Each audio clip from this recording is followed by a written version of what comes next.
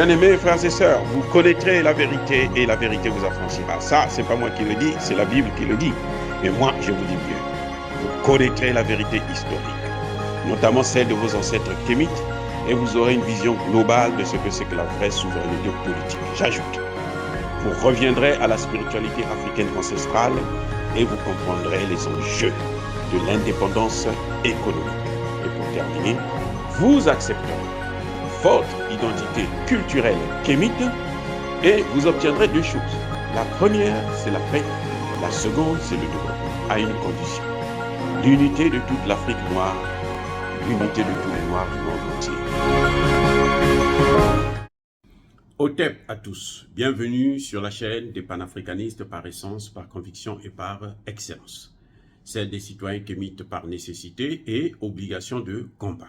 Nous sommes une chaîne qui n'est guidée que par nos ancêtres et rien que par les ancêtres qui appartiennent à l'égrégore du monde noir. Par conséquent, nous ne croyons en aucun Dieu venu de l'étranger. Toutefois, cette vidéo n'est aucunement destinée à inciter à la haine ou à la violence, car nous menons un combat qui est d'abord et avant tout spirituel, intellectuel et démocratique. Ensuite, il est politique, géopolitique et géostratégique, contre l'impérialisme, le colonialisme, le néocolonialisme et l'endocoloniat, qui sont tous qualifiés de crimes contre l'humanité. Nous menons ce combat sur la base du principe fondamental que nous avons hérité de nos ancêtres kémites, qui est celui de la Mahat, c'est-à-dire solidarité, vérité et justice. Vous êtes donc en droit de connaître la vérité.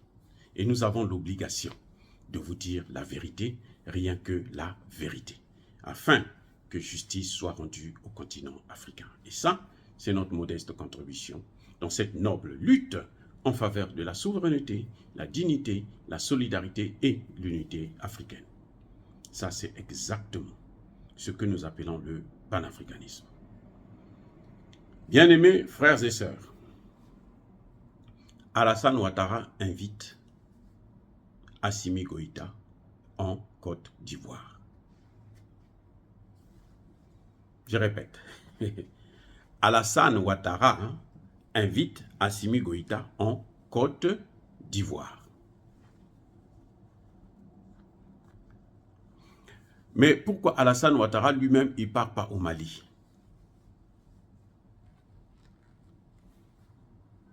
Et dites-moi, expliquez-moi, pourquoi Alassane Ouattara ne part pas au Mali? Vous, qu'est-ce que vous pensez? J'aimerais que vous puissiez savoir, me donner votre avis dans les commentaires. Qu'est-ce que vous pensez? Moi, personnellement, si j'étais à la place d'Assimi Goïta, ou si je suis le conseiller d'Assimi Goïta, je déclinerais l'offre. Je n'irai pas à cette invitation.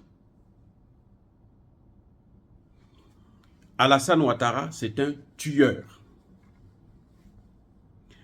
Que Assimi Goïta ne pense pas que parce qu'il a libéré ses mercenaires, que donc il devient l'ami d'Alassane Ouattara.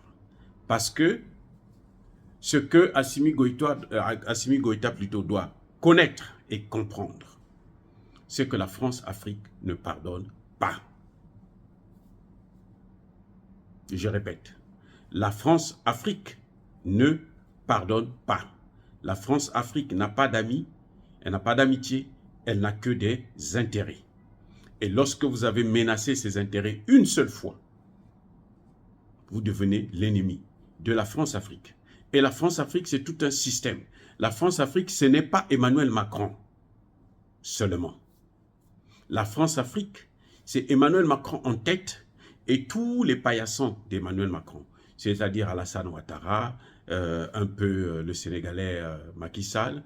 Oh là là, lui c'est à fond la caisse. L'autre, comment vous l'appelez, celui qui est devenu le porte-parole d'Emmanuel Macron en Afrique, Embalo Sissoko. Lui il a la tête, les mains, les pieds, tout dedans.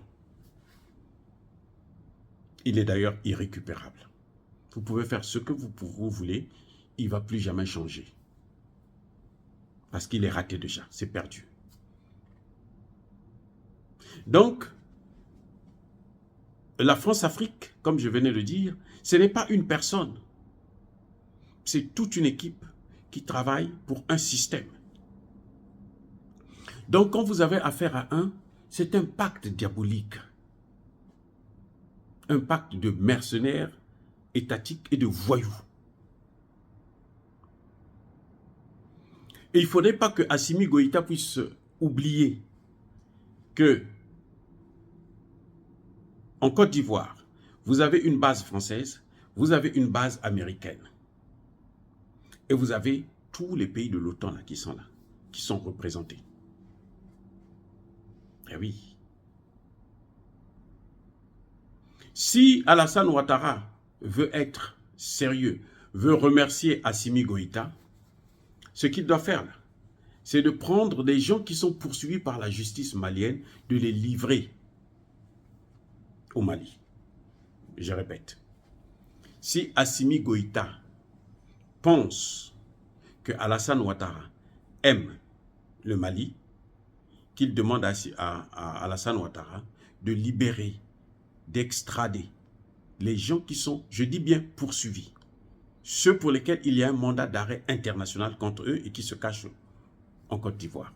Il n'a qu'à les remettre au Mali pour qu'ils puissent faire face à la justice malienne qui veut les entendre. Ça, ce serait un cadeau. Un véritable remerciement. Parce que là, Assimi Goïta a obtenu quoi? Rien. Que des paroles en l'air. Et cette invitation-là, c'est juste pour chercher à l'empoisonner. C'est tout, le tuer même par balle. Il n'y a rien à faire. Et comment vous l'appelez? Alassane Ouattara ne se gênera pas. Il ne se gênera pas de livrer Assimi Goïta à ces mercenaires français, américains et autres, qui n'attendent que ça. Je dis bien, qui n'attendent que ça. Et il n'a pas du temps à les perdre. Alassane Ouattara voulait ses mercenaires, on lui a remis ses mercenaires, il va certainement les envoyer dans un autre pays africain, soit au Burkina Faso, parce que là-bas ils ne sont pas connus, puisque Assimi Goïta, comme je l'ai dit dans ma dernière vidéo, a commis une erreur, c'est de ne pas les présenter à la face du monde. Il devrait nous faire montrer les visages de ces voyous, ces imbéciles. Il devrait nous montrer leur visage. Il ne l'a pas fait, pour des raisons que lui seul connaît, mais en tout cas, ce qui est certain, c'est qu'ils ne chôment pas, ces mercenaires. Il y a beaucoup de boulot en Afrique. Il y a beaucoup de pays à déstabiliser en Afrique et qu'on a besoin d'eux. Voilà le problème. Donc, je pense que pour Assimi Goïta, ce serait imprudent de partir en Côte d'Ivoire. Ce serait imprudent. Et que, bon, s'il s'engage pour y aller, j'espère qu'il a des moyens et des garanties qu'il sera vraiment en sécurité. Mais, croyez-moi, la Côte d'Ivoire appartient à la France. La Côte d'Ivoire, c'est un territoire d'outre-mer pour la France. Et donc, ils ont le contrôle de la Côte d'Ivoire. Parfois, même si Alassane Ouattara n'est pas impliqué ou Alassane Ouattara ne veut pas commettre un forfait, eux, ils vont le faire sans l'avis d'Alassane Ouattara. Parce qu'ils en ont les moyens. Ils sont allés prendre Gbagbo dans son palais. Quand même, écoutez, soyez sérieux, Assimi Goïta. Ils sont allés prendre Gbagbo dans son palais. C'est pas vous qui allez être dans un hôtel quelque part et tout, que on ne peut pas vous avoir. Ou bien votre avion, là, on peut le bombarder et puis on n'en parle plus. On peut tuer tout le monde. Tous ceux qui sont dans l'avion, eux, ce serait à perte et profit. C'est tout ce qu'ils cherchent. Aujourd'hui, l'objectif de la France-Afrique, c'est votre peau au Mali. C'est à votre tête. Vous avez vu comment ils ont dû empoisonner votre Premier ministre, le Premier ministre Choguel, le docteur Choguel Kokala Maïga, hein, qui visiblement a été empoisonné par ces mêmes de la France-Afrique. Là, c'est au Mali que ça s'est passé. Mais alors, si vous sortez, rien ne vous garantit un retour sain et sauf. Dire cela, c'est inciter à la haine ou à la violence, non. Yaba colère veille, Yamalembe. Nous sommes là pour dire ce qui est la vérité à ceux qui veulent l'entendre. Voilà.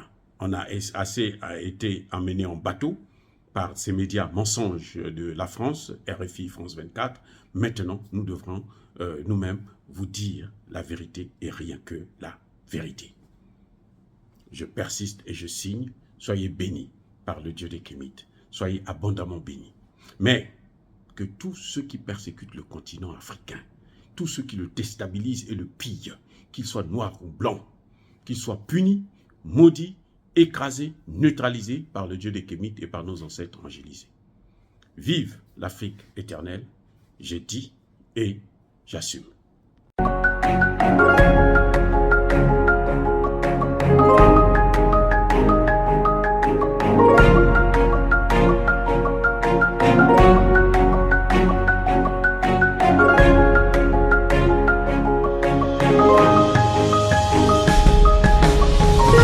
Eux, ils marchent par la foi et non par la vue. Mais moi, je vous conseille vivement de marcher par la connaissance scientifique et historique, notamment celle de nos ancêtres kémites, par les 5 sens et par l'intelligence. Abou Abia.